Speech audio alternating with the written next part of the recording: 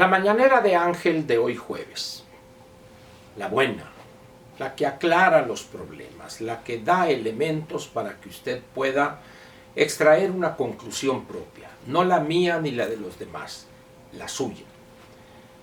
Ayer, en la primera parte de este comentario sobre cuestiones educativas, hice una apretadísima historia de la educación pública en México, tratando de informar o de demostrar, espero haberlo logrado, que la educación pública en México es algo que viene de hace muchos años, mediados o posterior a los años 60 del siglo XIX, y para llegar a los años 30 con el presidente Cárdenas, donde se configura ya un instrumento de cooptación político-ideológica llevado a grados extremos tan eficaces que hoy todavía alimenta en mucho la mentalidad de los mexicanos.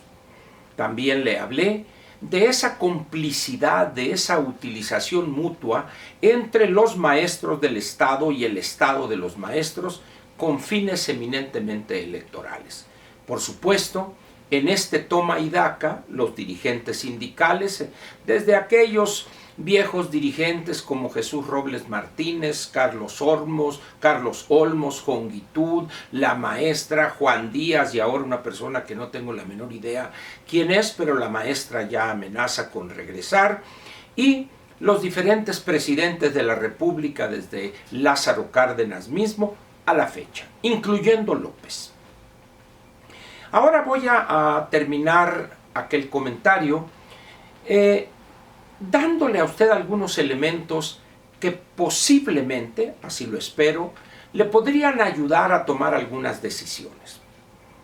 Cuando el modelo económico de desarrollo de crecer hacia adentro, sustituir importaciones, una economía cerrada para decirlo pronto, truena, cae hecho pedazos en 1987, México debe abrirse al mundo, incorporarse a la globalidad, y a partir de ese momento, el nuevo modelo de crecimiento hacia afuera, de hacer de las exportaciones y de los intercambios con el exterior el centro de nuestra economía y de los cambios estructurales que se han registrado, y ese cambio profundo nos envió en aquel entonces, posteriormente y hoy todavía, mensajes muy claros.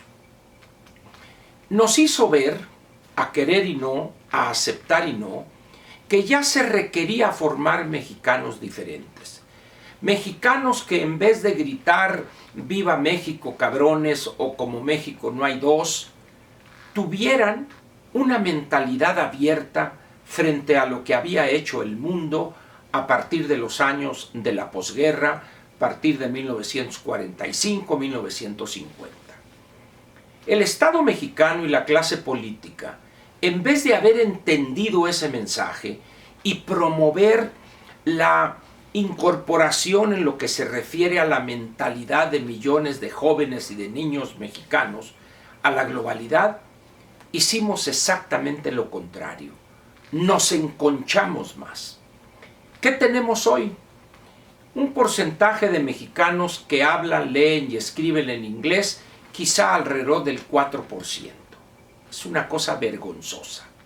Políticos casi monolingües, casi hablan, casi escriben y casi leen el español. ¿No me cree usted?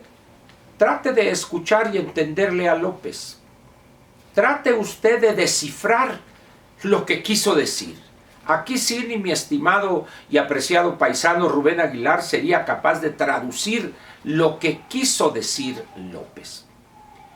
Profesionistas con una mentalidad de los años 60, 70, que hoy son incapaces de entender, de leer un libro, una revista, un trabajo científico en inglés, de tal manera que en vez de reconocer esas limitaciones, se enconchan y echan la culpa a ese fantasma que han creado, que es el neoliberalismo, que son incapaces de explicar qué entienden por ese disque concepto, que es simplemente un insulto, una ofensa, como lo usan ellos, por supuesto. En esas condiciones, pues, la educación pública, que fue desde, no sé, en los años 30, 40, 50 todavía, cuando crecíamos bajo las condiciones establecidas por un modelo de desarrollo hacia adentro, aquella educación era útil, porque los conocimientos que requerían los jóvenes, los profesionistas, eran conocimientos atrasados, que se habían quedado en decenios anteriores, de tal manera que esa educación jugaba un papel de cambio, un papel de estimular la mejoría económica y también educativo-cultural. Pero nos abrimos en 1987 y en vez de cambiar radicalmente la carga curricular, nos aferramos a ella, al grado tal que estos delincuentes de la CENTE, la CETEC, sección 22, etcétera, lejos de abrazar ellos como los próximos maestros de niños y de jóvenes, abrazar esa visión abierta, incluyente del mundo, se oponen a que se enseñe inglés en las normales, se oponen a las cuestiones de computación, y tengo entendido que por allá en alguna querían que se enseñara náhuatl. Es más, nuestro actual canciller, que prácticamente es un florero porque parece que las decisiones se toman en otra parte, en materia de política exterior, por supuesto, él, cuando era jefe de gobierno aquí en la Ciudad de México, intentó promover la popularización del náhuatl. Y dice uno, bueno, ahora que va a ir al G20, porque López no irá, ya mañana o el sábado en la sabatina hablaremos de las razones por las cuales ha decidido no asistir a esa importantísima reunión. Dice uno, ¿cómo es posible? No estoy diciendo que desprecio el náhuatl, no, que se enseñe, que el que quiera estudiar, que lo estudie. Pero el problema es cómo nos comunicamos con el exterior, cómo aprendemos las formas de hacer negocios de otros países, de empresarios de otros países, cómo nos comunicamos, cómo conocemos otras culturas si no dominamos la lengua franca que es hoy el inglés. De tal manera pues que pensamos que estamos en los años 30 del siglo pasado. Y aquí viene una pregunta o un conjunto de preguntas. ¿Por qué las personas que han pasado por la Secretaría de Educación nunca se preocuparon por un programa de enseñanza masiva del inglés? Cuando el candidato Fox y luego presidente lo intentó, se le echaron encima. Pero ¿por qué esos políticos que pasaron ahí, preguntaba, por la Secretaría de Educación, no lo han hecho? ¿Sabe por qué? Porque ellos ya sabían. Provienen de hogares donde hubo cierta comprensión de las cosas o recursos económicos, y los señores aprendieron otro idioma, obtuvieron un posgrado en el exterior. A partir de eso les vale un importamadrismo total. Oye, pues que apenas habla español, bueno, pues es su problema, yo ya hablo inglés, y goody good night, y yes we do, y lo que sea. Y tenemos ahorita exactamente lo mismo. Esteban Moctezuma le preocupa que millones de niños no hablen inglés, le vale, él ya lo habla. Y así los anteriores, y el presidente de este, y el otro, y el otro, y el otro. ¿Y qué hace López? No, bueno, no habla español, menos va a hablar inglés, pero tampoco le interesa. Es una visión hacia adentro, viéndonos el ombligo. Yo le pediría a usted, para terminar, para redondear este comentario, que haga un esfuerzo sobrehumano porque sus hijos o nietos aprendan inglés. Aprendan a comunicarse en lo que podría ser la lengua franca en el mundo de los negocios y en el mundo de los intercambios culturales, educativos, hoy y durante los años por venir. Que aprendan inglés. Eso les va a ayudar a ellos a establecer relaciones, en algunos casos de intercambio educativo, cultural, técnico, y les permitirá moverse en el mundo, en las nuevas condiciones de la globalidad. Mientras tanto, la educación pública que tenemos permanece encerrada, amurallada, para que sus hijos o sus nietos no aprendan inglés, para que no se den cuenta cómo está el mundo, quieren mantenerlos en la ignorancia, en el aislamiento que durante decenios nos llevó a tener hoy todavía una mentalidad de rechazo a lo ajeno, a lo diferente, a lo que viene del exterior.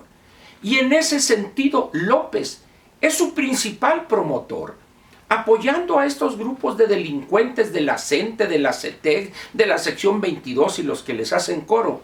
Lo que está haciendo es mantener a sus hijos y a sus nietos en la peor de las ignorancias. Porque aparte de desconocer lo que pasa en el mundo, les quieren vender la baratija de que van a construir el socialismo, de que va a haber esto, y en algunos casos aprenderán más fácilmente a hacer bombas Molotov, manejar una AK-47, de tal manera pues que estamos ante la tormenta perfecta. Usted, se lo pido, se lo suplico, mándelos al diablo, y más lejos si quiere, mándelos allá cerca del rancho, allá en Palenque de López, pero haga un esfuerzo sobrehumano para que sus hijos y sus nietos aprendan inglés, que conozcan el mundo, a que hagan un esfuerzo por conocer las cosas que están cambiando en el mundo, porque en la medida en que usted apoya a López y sus locuras en relación con la CENTE, la CETEG y la sección 22, particularmente en Michoacán, Guerrero, Oaxaca y Chiapas, esos 4 estados van a ser estados de desastre. Vea usted los cambios que hay en la zona norte del país, en Jalisco, en Aguascalientes, en Querétaro, estados integrados a la economía global, y vea la diferencia en calidad de vida. Y luego pasé por Oaxaca, por Guerrero, por Michoacán, por Chiapas, y verá usted el antepasado, la etapa de la colonia. Eso es lo que quiere López. Quiere votos, y la mejor forma para que voten más y más mexicanos es mantenerlos en la ignorancia. El voto por López es el voto del atraso, el voto de la ignorancia, de los babiantes adoradores de López. No permita que sus hijos, López y la sección 22, la CETEG y la CENTE, los conviertan en robots que solamente podrán hacer mecánicamente cruzar por Morena y entregarle el voto. Eso sería lo peor que le podía hacer a usted, a sus hijos y nietos. Muchas gracias, y lo espero mañana en la del viernes, donde posiblemente le comente a usted un tema que seguro le va a interesar. Gracias.